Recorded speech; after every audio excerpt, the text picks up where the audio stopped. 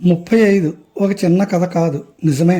35 మార్కులు సాధించడం కాన్సెప్ట్ అవగాహన లేకుండా ఒక చిన్న కథ కాదు. నేటి బట్టి ప్రపంచంలో లెక్కలు కూడా బట్టి పట్టించే విద్యా వ్యవస్థ ఉన్నంత వరకు ప్రశ్నించే విద్యార్థులకు 35 మార్కులు సాధించడం చిన్న కథ కాదు. తన కొడుక్కి 35 మార్కులు సాధింప చేయాలని ఒక తల్లి పడే వేదన చిన్న కథ కాదు.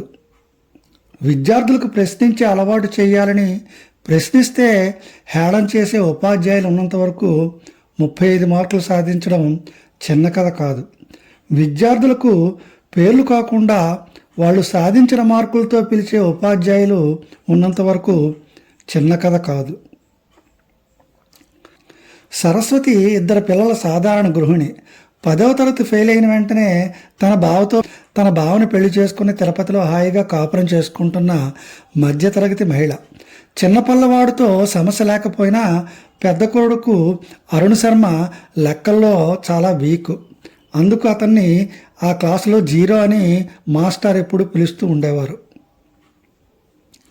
లెక్కల్లో డౌట్ అడిగినందుకు బెంచీపై నిలబెట్టే ఉపాధ్యాయుడు లెక్కల మాస్టర్ అంటే అరుణ్కు మహా చిరాకు, కోపం కూడా. ఎందుకంటే డౌట్స్ క్లియర్ చేయకుండా హేళన చేస్తూ బ్యాక్ బెంచీకు, ఆ తర్వాత 6వ తరగతి నుండి 5వ తరగతికు డిమోట్ చేసినందుకు పిక్నిక్లో కూడా లెక్కలు చెప్పాలనుకునే మనస్తత్వం ఆ లెక్కల మాస్టర్ది. అంతేకాదు, అరుణ్ చేసిన కొన్ని పనుల వల్ల అతని స్కూల్ నుండి సస్పెండ్ కూడా చేస్తాడు ప్రిన్సిపాల్. అరుణ్కి ఇంక చదువుకు పనికిరాడని అతని మేనమామ సలహాతో వేద పాఠశాలలో చేర్పించాలనుకుంటాడు అరుణ్ తండ్రి. కానీ తల్లి సరస్వతికి అది ఏమాత్రం ఇష్టం ఉండదు. అరుణ్ని ఎలాగైనా పాఠశాలలో కంటిన్యూ చేసి చదివించాలనుకుంటుంది. అందుకు ప్రిన్సిపాల్ని చాలా రిక్వెస్ట్ చేస్తుంది.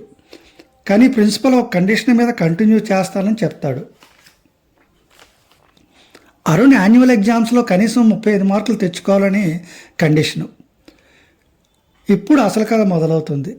0కి విలువ లేనప్పుడు అది ఒక్కటి పక్కన పెడితే ఎలా 10 అవుతుంది అనే డౌటు అరుణ్ను వేధిస్తూ ఉంటుంది. కానీ దాన్ని ఎవరూ క్లియర్ చేయరు.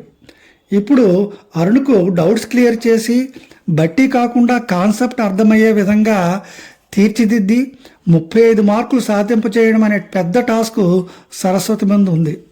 ఎప్పుడో వదిలేసిన తన 10th class knowledge, English medium సరస్వతిని ఇబ్బంది పెడతాయి.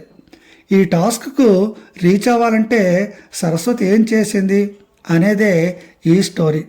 35 చిన్న కథ కాదు, తనే టీచర్గా మారి ఎలా విజయం సాధించిందనే ఈ చిన్న కథ. ఈ కథకు ప్రేరణ థామస్ ఆల్వా ఎడిసన్. ఎడిసన్ చిన్నప్పుడు తన టీచరు ఎడిసన్ తల్లికి లెటర్ రాస్తాడు. మీ అబ్బాయి చాలా మొద్దువాడు, మేము అతనికి చదువు చెప్పలేము, వేరే స్కూల్లో చదివించుకోండి అని. అప్పుడు ఎడిసను తల్లిని ఆ ఉత్తరంలో ఏముందని అడిగితే, నీలాంటి తెలివైన విద్యార్థికి మేము చదువు చెప్పలేము అని టీచర్ ఉత్తరం రాశాడని చెప్తుంది. తర్వాత ఆమె ఎడిసన్కు చదువు చెప్పి ఒక శాస్త్రవేత్తగా మారుతుంది. ఇందులో తీసుకున్న కథావస్తువు ప్రతి ఒక్కరికి కనెక్ట్ అయ్యేది. ప్రతి తల్లి తండ్రి తమ పిల్లల కోసం పడే తపన ఇందులో రిఫ్లెక్ట్ అవుతుంది. ప్రతి ఒక్కరూ ఈ క్యారెక్టర్లో తమను ఊహించుకుంటారు. ఇది పేరెంట్స్నే కాదు, టీచర్కి కూడా ఒక రోల్ మోడల్ కథా వస్తువు. ప్రతి టీచరు తనను తాను ఆత్మ పరిశీలన చేసుకోవాల్సిన కథ. బట్టి చదువులు కాదు, అవగాహనతో చదవాలని చెప్పే కథ. అవసరం అనుకుంటే ఒక తల్లి తన పిల్లల కోసం ఎంతవరకైనా వెళుతుంది అని చాటి చెప్పే కథ.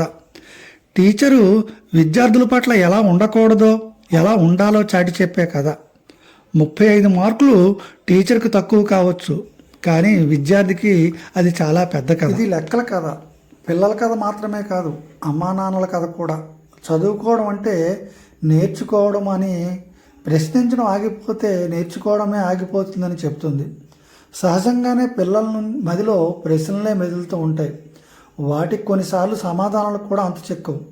కానీ తర్కంతో పిల్లలకు అర్థమయ్యేలాగా నివృత్తి చేసినప్పుడే వాళ్ళు నేర్చుకుంటారు. అందుకు తగ్గట్టుగానే మన విద్యా విధానం సాగాలని చెప్పే విలువైన కథ ఈ చిన్న కథ. అలాగని ఇది విద్యా బోధన చుట్టూనే సాగదు. భావోద్వేగాలతో కూడిన అమ్మా నాన్నల కథ కూడా ఇందులో ఉంది. భర్త మనసు గెలిస్తే చాలనుకొని 10th ఫెయిల్తో ఆగిపోయిన ఓ గృహిణి ఏ పరిస్థితుల్లో మళ్ళీ పుస్తకాలు పట్టవలసి వచ్చిందో ఇందులో కీలకం.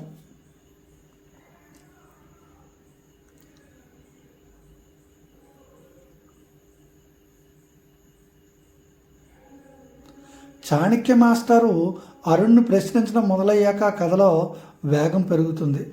లెక్కల టీచర్లు, పిల్లలకు మధ్య వాతావరణము, పిల్లల మనస్తత్వాలు, క్లాస్ రూమ్లో స్నేహాలు, వాళ్ళు ఒకరికొకరు దూరమైనప్పుడు పడే ప్రభావము తదితర అంశాలన్నీ హృదయాన్ని హత్తుకునేలాగా మలిచాడు దర్శకుడు. కాబట్టి ఈ చిత్రము ఉపాధ్యాయులు, తల్లిదండ్రులు అందరూ చూడవలసిన చిత్రం.